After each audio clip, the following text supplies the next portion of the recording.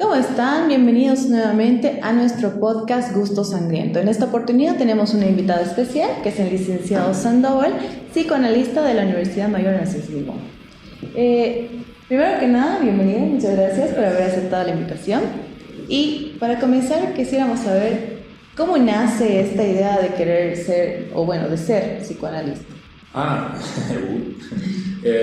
Nada, entré a la carrera de psicología más o menos el año 2007, después de hacer un paso muy accidentado por comunicación y... Casi colegas entonces. Casi, o sea, ni siquiera, ¿no? Pero pasé el primer semestre y me llamó mucho, la materia que más me llamó la atención fue psicoanálisis. O sea, bueno, ya había tenido un contacto con los textos de Freud, ¿no? Uh-huh. Pero la que más me gustó, digamos, y definió que me quedé en psicología, porque supongo que estaba un poco a la deriva, fue psicoanálisis. Y de ahí fue profundizar más y bueno, la carrera de psicología se crea como una especie de fanatismo, ¿no? El psicoanálisis genera mucho fanatismo, entonces es algo que te agarra y te apasiona. Igual, digamos, yo ejerzo mucho un psicoanálisis muy práctico en mi terapia, pero ortodoxo no soy, hay peores que yo, ¿no? Entonces, sí, son bastante metidos. Como dice nuestro podcast Gusto Sangriento, nosotros nos especializamos más que todo en las películas gore. Uh-huh. ¿Por qué nos atrae tanto esto? Si realmente no hemos visto, no hemos podido evidenciar en vida propia, por así decirlo, esto. ¿Por qué nos causa placer o atractivo, ¿no? Al ver estas películas gore? A mí también me gusta bastante. No es el cine que consuma regularmente, pero sí he visto muchas películas y me gusta mucho y te genera cierta satisfacción, ¿no? Capaz es como dice hay un filósofo eslavo que se llama Slavoj Žižek, ¿no? Uh-huh. Que tiene un documental, La guía perversa del cine, donde junta esto, ¿no? La psicología y el gusto por el cine. Entonces, en ese sentido, por ejemplo, él plantea que una pantalla puede ser una especie de proyección de deseos más íntimos que tenemos. Así, por ejemplo, si vemos una comedia romántica, nos identificamos con las situaciones que suceden en la comedia romántica y nos reímos, lloramos, etc. Lo mismo pasa con el cine capaz de terror o el cine más gore, podríamos pensar. Lo que proyecta la pantalla, de alguna forma, nos representa ciertos deseos que tenemos, ¿no? La psicología plantearía que el ser humano tiene una naturaleza doble. Por un lado, podríamos decir que tiene impulsos vitales, que tiene una tendencia a la bondad, a construir relaciones armoniosas. Eso es innegable. Lo bonito. Pero también tiene un lado bien perverso y oscuro, ¿no? Que ese es el lado más bien que nosotros ponemos como por debajo. Y sin embargo, por más que queramos censurarlo, de alguna forma sale. Entonces, capaz ver en una pantalla eso, de alguna manera corresponde con esos deseos ocultos, ¿no? Que están por lo general reprimidos, pero que cada tanto salen y, bueno, nos aterran, pero nos satisfacen también, ¿no? Y es por la moral social, yo creo, ¿no? Estamos como que tapando ese... Sí, podríamos decir que hay muchas cosas, ¿no? La moral podría ser una, pero también tenemos una especie de impulso, podríamos pensar, vital, que trata de un poco mantener eso regulado, ¿no? Porque si no, ves, hasta una tendencia autodestructiva tendríamos, ¿no? Para ejercer esos deseos más agresivos, más hostiles, pero tenemos también un impulso que lo mantiene a raya, más o menos a raya, porque cada tanto se dispara, pero digamos que existe esa tendencia, que puede venir de la sociedad, pero también de otros lados. Claro. ¿Se puede considerar al gore como una forma de catarsis o una válvula de escape para nuestras propias pulsiones agresivas? Sí, yo considero que sí. Obviamente hay distintos formatos, ¿no? Yo no recomendaría, digamos, que nos volvamos fanáticos, porque la cuestión es no excederse. Claro. Pero de alguna forma sí sirve para proyectar cierta emocionalidad que tenemos y y ver ahí, pues hay cierta satisfacción en ver esas cosas, aunque también hay una cierta repulsión, claro, ¿no? Pero hay cierta satisfacción y repulsión que jugamos un poco con eso y de alguna manera sí podríamos decir, nos descarga, ¿no? Hacemos una catarsis. Es que es lo que pasa, ¿no? Vemos una película con tanta sangre, con tantos muertos, con tanto desmembramiento que nos da claro. Y después pero seguimos viendo. Y uno sale divertido. Comiendo pipocas. Y uno sale divertido de ahí, ¿no? Como que la pasó bien, pues esa es la catarsis, digamos, cuando en unas terapias psicológicas alguien va y llora y sale y se siente mejor. Igual funciona el cine al ver eso que nos gusta, nos hace sentir satisfechos, nos reímos y salimos, bueno, un poco descargados, podríamos decir, ¿no? Hemos dejado cierta cuestión ahí en la pantalla. En el cine. Desde la psicoanálisis, ¿existe alguna línea delgada entre el espectador que disfruta del gore y el pseudomasoquismo, o son como completamente distintas? No lo sé, o sea, aparentemente sí, ¿no? No sería lo mismo un masoquista, un sadomasoquista que ejerce, digamos, eso como opción sexual, que una persona que va a ver y tiene estos impulsos que hemos dicho, que son medio hostiles, pero no es igual a un perverso, ¿no? Hay unas diferencias, podríamos decir, de grado. Entonces, el psicoanálisis piensa que todos tenemos una especie de estructura predefinida. Entonces, lo que vaya a suceder después no afecta a ese núcleo duro que es, digamos, un núcleo central que nos define como estructura de personalidad. Lo voy a decir así, estoy diciendo algo que los psicoanalistas seguramente me apedrearían, pero plantean que existe una estructura de personalidad previamente definida, que se define, poner en la infancia, y que a partir de eso, todo lo que suceda después es un añadido.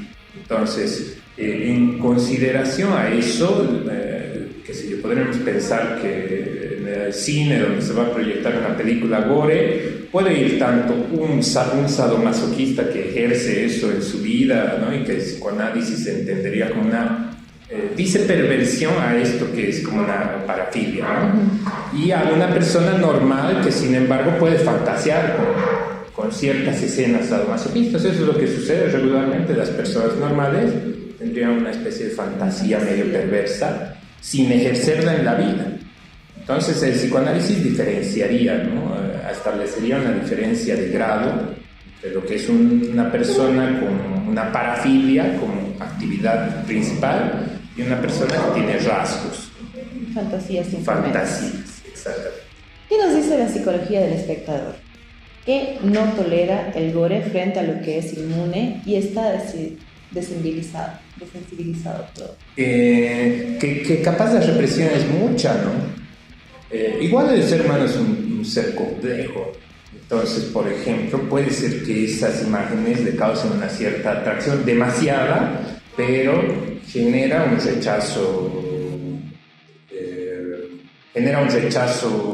por qué sé yo qué circunstancias, ¿no? Eso se definiría en lo particular. Claro. Dije yo hace poco que, digamos, una persona normal, ¿no? Que los psicoanalistas llaman a las personas normales, no definen la normalidad como algo que, digamos, uno no tiene una estructura, definiría como una neurosis. Entonces dicen que la neurosis, hay en algún texto por ahí que plantea que la perversión, esta estructura sería el reverso de la neurosis. Pienso que hay personas que son muy pulcras, por ejemplo, voy a dar este ejemplo, que son excesivamente pulcras, limpias, ¿no? Que no pueden ver nada desordenado, que están constantemente limpiando.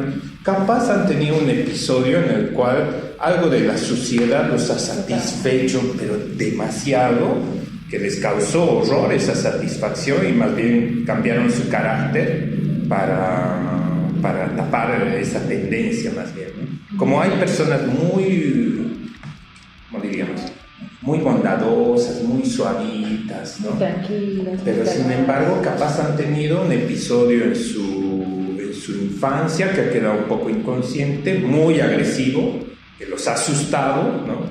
Les ha, digamos, causado una cierta satisfacción, los ha asustado y que para reprimir de alguna forma han generado un carácter más bien todo lo contrario. ¿No? Un poco el carácter creo que va por ese lado, el carácter de todas las personas ejerce una cierta tendencia que más bien esconde lo contrario. Yo soy muy limpio, pero capaz en mi infancia algo de la sociedad me atraía, o yo soy demasiado tranquilo y capaz en mi infancia yo era terrible, ¿no? Era muy agresivo. Capaz las personas que ven el cine gore y no pueden verlo, y capaz de rememora algo que era muy intenso en la infancia y que ahora han reprimido. Ahora, auténticamente debe haber gente que no le gusta.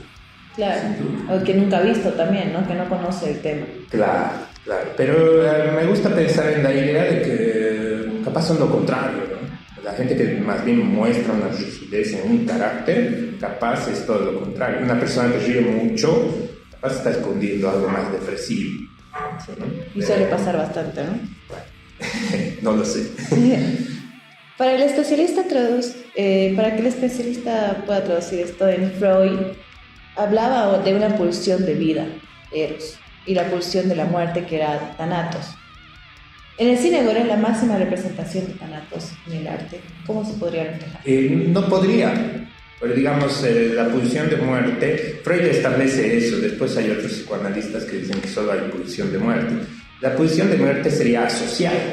Entonces, por ejemplo, pienso que mostrar una obra de arte, ya que te salga una obra de arte, aunque sea gore, ya es que sacar algo, crear algo y vincularte con algo. Pero la pulsión de muerte es cero vinculación, es aislamiento, es destrucción, autodestrucción.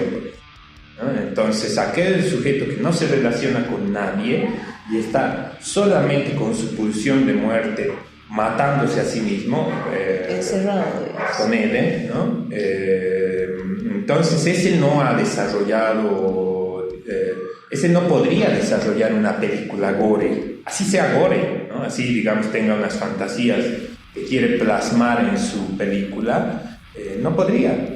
¿No? O sea, no sería una representación de la pulsión de muerte. Capaz, la representación de esto que se llama Thanatos, ¿no? Le dicen las traducciones, sería ese sujeto que se cierra sobre sí mismo y que hace alguna práctica repetitiva hasta destruirse. Pienso que, no sé, poner el consumo de drogas.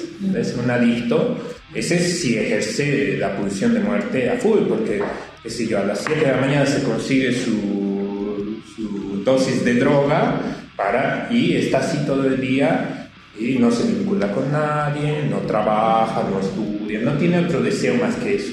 Ahora, por ejemplo, si tú me hablas de una película, así sea cualquiera, ya es una creación que te sirve para conectar con alguien. Y algo exterior también.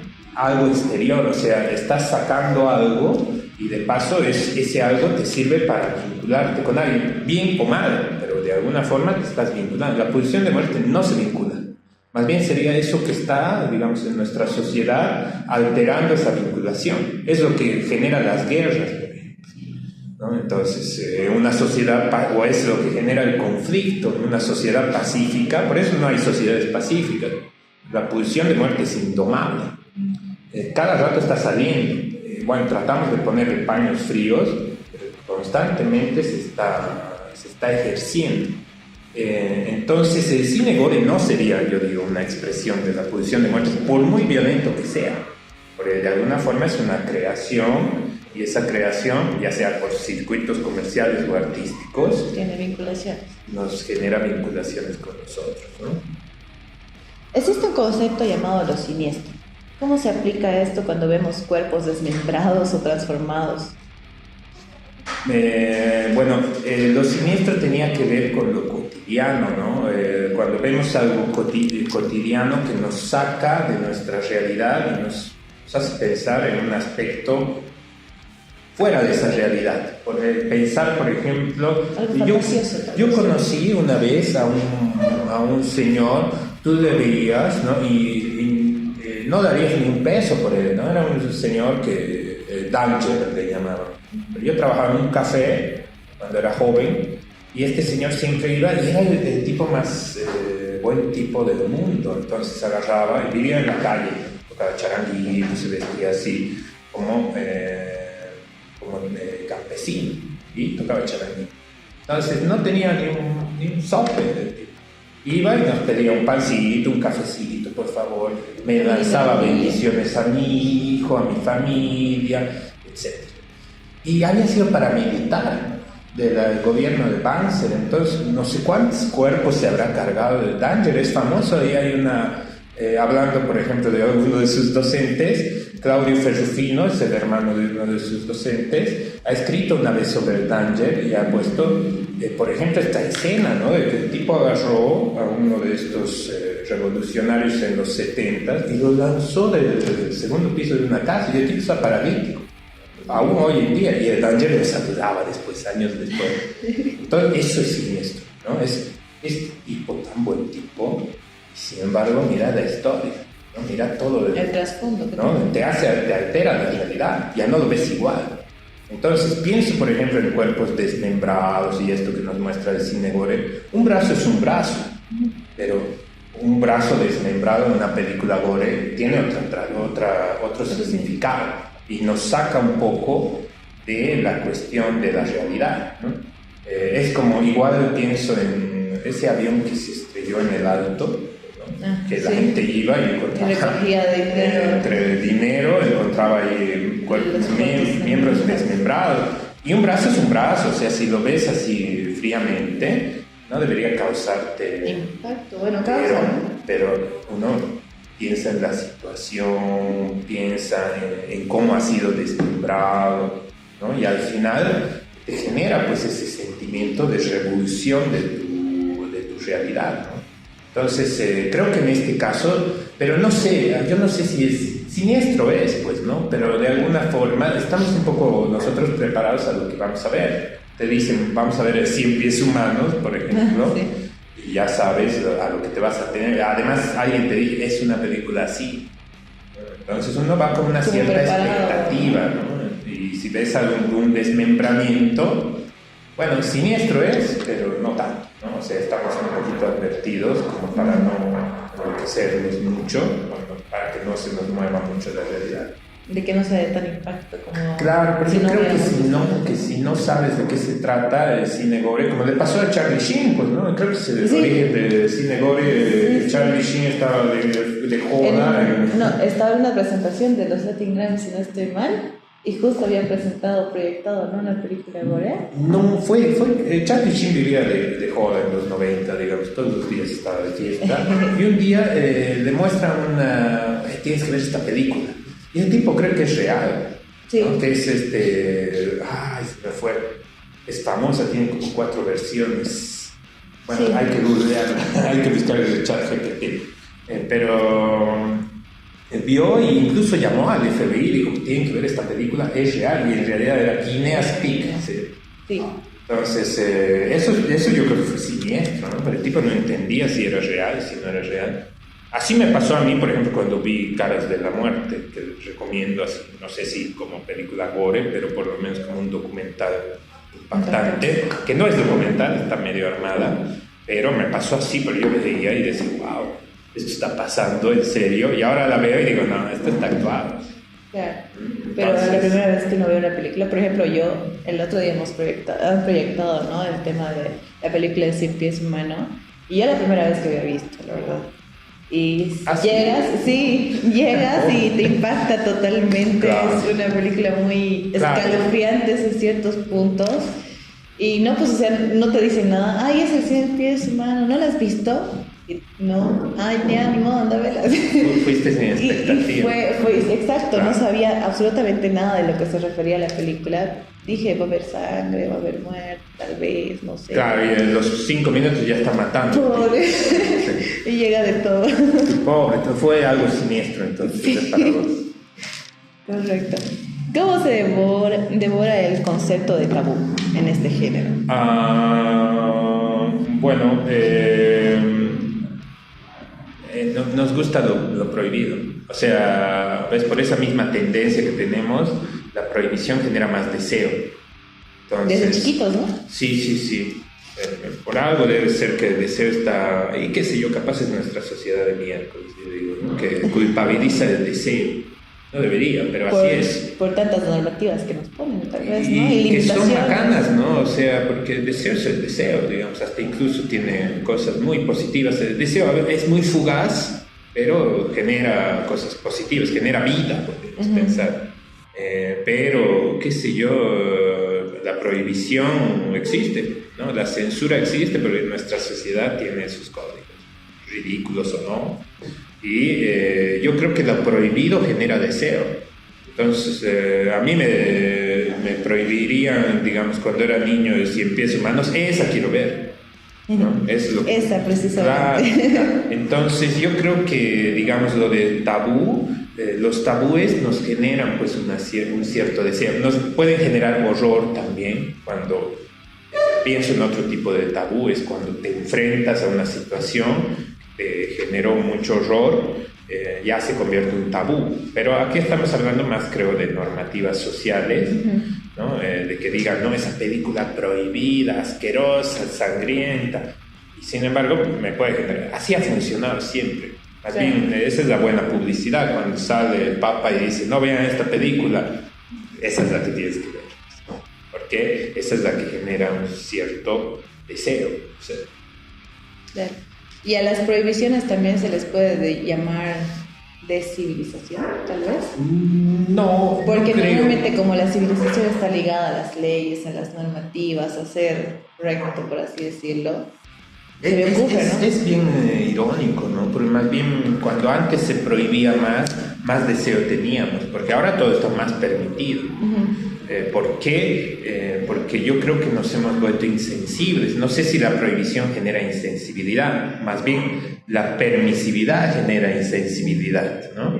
Entonces yo creo que ahora, por ejemplo, ver una cierta escena sangrienta no genera mucho, no genera lo que antes generaría, ¿no? Entonces, yo creo que la desensibilización de nuestra sociedad tiene que ver más bien con la permisividad. Es una generación más desensibilizada, pero no sé si por lo prohibitivo. ¿Qué hay de los directores y creadores de estas películas? ¿Es el gore una sublimación de los propios traumas sobre neurosis o simplemente una exploración estética? Ambas debe ser, sí. Digamos que el arte tiene aspectos emocionales, ¿no? Hay también un arte que podríamos decir es más calculador o más sin emociones, debe haber también, ¿no? Pero sin duda ambas, puede ser una exploración estética o antiestética en este caso, como puede ser una cuestión de sublimación, como puede ser también ninguna de las dos, puede ser comercial, ¿no? Hay, qué sé yo, te propongo hacer una película que va a tener sangre, vamos a ganar millones de dólares, pero tiene su público. Claro. Entonces hay gente que está movilizada por todo eso, pero yo te diría que ambas, ¿no? Debe haber directores que tienen obsesiones muy particulares, ¿no? Pero también debe haber gente que sublima cierta... Pienso que también los directores son muy diferentes a sus películas. ¿Lo has visto a ese Ari Aster, que ha hecho dos grandes películas? Una se llama Hereditary y la otra se llama Midsommar, que son películas de un terror así moderno, pero es espantoso de rato, ¿no? Yo no diría que es la obra de un loco, y lo ves a Ari Aster y ese tipo es un pan de Dios, ¿no? Hasta cara de bueno tiene. Era de angelito. ¿No? Sí. O a Scorsese, ¿no? Que ha hecho tantas cosas y lo ves y es un tipazo, es así, Scorsese es un chato y tipazo, debe ser. Entonces, no sé si un arte, más bien el arte te da la posibilidad de mostrar esos aspectos, podríamos decir, qué sé yo, más, no sé si más ocultos, ¿no? A veces el arte es un manifiesto, ¿no? O sea, estas películas son un manifiesto sobre estas películas y sobre el mundo. Pienso en La Substancia, ¿no? Que es un manifiesto, es la expresión de un cierto director, la visión de cierto director sobre la estética femenina, ¿no? Sobre la imagen femenina, y convertido en una película que tiene elementos gore, ¿no?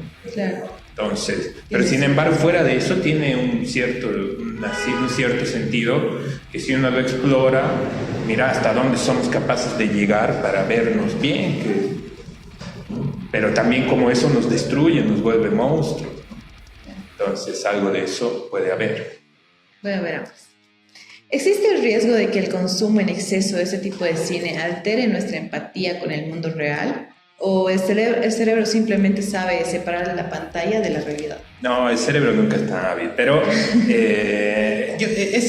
yo creo que o sea, la empatía ya está perdida. Bueno, qué pesimista. Pero sí, la empatía yo creo que ya en este mundo está un poco perdida, ¿no? Es como, pienso en esos discursos de los evangelistas, ¿no? Que decían, por ejemplo, tal mató porque escuchó, antes había algún crimen y decían, se fue a los Tilines, era acá en Cochabamba, estos chiquitos hicieron tal crimen porque se iban a los Tilines y ahí jugaban Mortal Kombat 1 y eso les trastornó. O hubo la masacre de Columbine porque escuchaban Marilyn Manson. Entonces, siempre se ha buscado algún culpable y no las causas exactas, ¿no? Yo no creo que el cine gore haya desatado, ¿no? Una insensibilidad o este cine de terror haya... Hay cosas que han desatado episodios violentos, ¿no? Pienso, por ejemplo, que John Lennon murió por ese Mark Chapman y ese tipo leyó una novela que se llama El Guardián del Centeno, algo así, y no creo que sea gore, pero sin embargo, ves, algo le hizo un clic en su cabeza.